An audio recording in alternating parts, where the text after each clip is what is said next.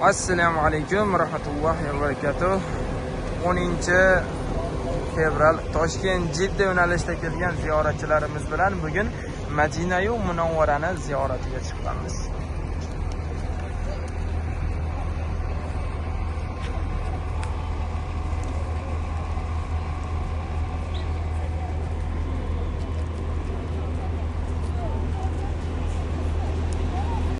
Boshchiligidagi 200 ta otlar o'yda ko'rib turishadi-da, kamonchilar o'z maqomini tark etganini ko'rib turib, bu tog'ni aylanib o'tadi. Aylanib o'tib turib, qo'shin orqasidan nahd g'alaba nima bo'ladi? Natijada Payg'ambar sollallohu alayhi vasallamga o'ta katta hujum bo'ladi. Ishlar sinadi. Boshlariga urganda tuqulgani temir ko'klariga sanchiladi. Sanchilib qolib turib, o'zlari handaqqa yiqiladi. Shunda Abdulloh ibn Mas'ud aytadiki, musulmonlar hojiyat, hatto ikkita musulmon o'lgan. O'sha paytda demak, gaplashdik, ular bo'lganligi uchun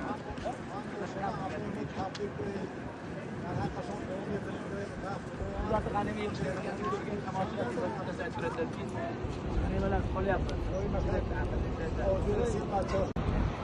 Muqaddas manzil makonlarda ziyoratda, ibodatda yurarkanmiz, beodobchiliklar qilib qo'yishlikdan Alloh saqlasin.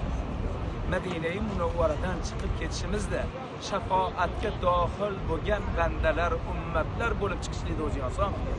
Beodobchiliklar qilib qo'yishlikdan o'zing saqlagin, Alloh Parvardigor. Mana shu qalblaring titrab turgan joyda foydalanib olamiz.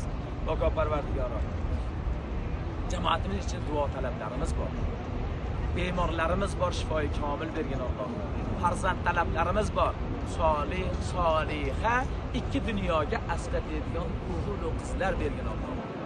Alloh Parvardigor, mazlumlarimiz bor, o'zing ofiyat ber. Mahfuzlarimiz bor, o'zing ofiyat va najot, rushd, hidoyat ber. Alloh Parvardigor, chiqaradigan qizlarimiz bor, qizlarimiz bor. Uylaydigan o'g'illarimiz bor. Solih, soliha jufti halollar ber. Ana qiyomat ikki dunyoga asqatadigan nikohlar nasib qilgin. Alloh Parvardigor, qalblarimizni islom dinida tutgin. Alloh Parvardigor, ya muqallibal qulub, ya muqallibal qulub, sabr ala din. Qalblarimizni islomga tutgan. Alloh Parvardigor, adashishlikdan o'zing saqlagin. Alloh Parvardigor, aqlimiz, ilmimiz yetmasdan nimalarnidir so'ramayapmiz. Alloh o'zing bergin Alloh. Rabbana atina fid dunya hasanatan va fil oxirati hasanatan va qina azoban nar.